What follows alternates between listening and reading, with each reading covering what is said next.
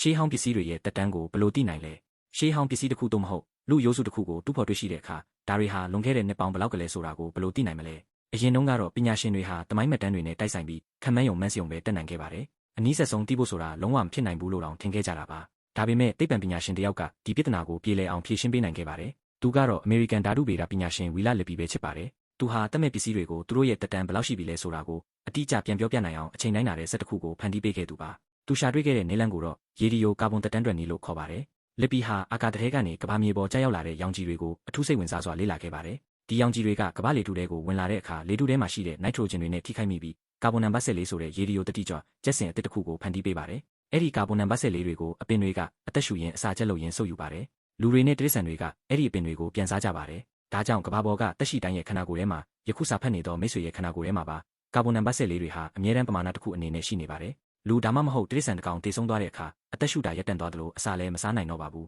ဒါကြောင့်ခန္ဓာကိုယ်ထဲကိုကာဗွန်နံပါတ်14အသစ်တွေထပ်မဝင်လာတော့ပါဘူးရှိပြီးသားကာဗွန်နံပါတ်14တွေကလည်းအချိန်ကြာလာတာနဲ့အမျှတဖြည်းဖြည်းလျော့နေပျောက်ကွယ်သွားပါတယ်လစ်ပီဟာဒီဖြစ်စဉ်ကိုတေချာတွက်ချက်ကြည့်တဲ့အခါကာဗွန်နံပါတ်14ရဲ့တက်တန်းဝက်ဟာနှစ်ပေါင်း9930ရှိတယ်ဆိုတာကိုတွေ့ရှိခဲ့ပါတယ်ဆိုလိုတာကတက်ရှိတစ်ခုတည်ဆုံးပြီးနှစ်ပေါင်း9930ကြာရင်သူ့ခန္ဓာကိုယ်ထဲကကာဗွန်နံပါတ်14ပမာဏဟာတဝက်တိတိလျော့ကျသွားပါမယ်နောက်ထပ်နှစ်ပေါင်း9930ထက်ကြာရင်နောက်ထပ်တဝက်ထက်လျော့သွားပါမယ်ဒါကြောင့်ခန္ဓာကိုယ်ကျွင်းကြံအယိုးစုဒါမှမဟုတ်တစ်သားပြားလေးတစ်ခုထဲမှာကာဗွန်14ဘယ်လောက်ကျန်သေးလဲဆိုတာကိုတိုင်းတာလိုက်ရင်အဲ့ဒီတက်ရှိဘယ်ချိန်ကတည်ဆုံးသွားတယ်လဲဆိုတာကိုနောက်ပြန်တွက်ချက်ပြီးအတိအကျဖြေထုတ်လို့ရသွားတာပဲဖြစ်ပါတယ်ဒီတွေ့ရှိမှုဟာကမ္ဘာသမိုင်းရှေးဟောင်းသုတေသနနဲ့ဘူမိဗေဒပညာရပ်တွေအတွက်ကြီးမားတဲ့တော်လှန်ရေးကြီးတစ်ရပ်ဖြစ်သွားပါတယ်ဒီနည်းလမ်းဟာလွန်ခဲ့တဲ့နှစ်ပေါင်း9000ကနေ6000ထိတက်တန်းရှိတဲ့ပစ္စည်းတွေကိုအနည်းဆက်ဆုံးတွက်ချက်ပေးနိုင်စွမ်းရှိပါတယ်ဝီလာလစ်ပီဟာ1980ခုနှစ်မှာကွယ်လွန်သွားခဲ့ပါတယ်ဒါပေမဲ့သူရှာဖွေတွေ့ရှိခဲ့တဲ့ကာဗွန်ဒိတ်တင်းနည်းပညာကတော့ဒီကနေ့ခေတ်တိုင်အောင်လူသားတွေရဲ့အတိတ်သမိုင်းကြောင်းတွေကိုအလင်းရောင်ပေးနေစေဖြစ်ပါတယ်ဒီလိုမျိုးနေစဉ်ဗဟုသုတတွေအတွက် Daily Bite ကို follow လုပ်ပေးခဲ့ကြပါအောင်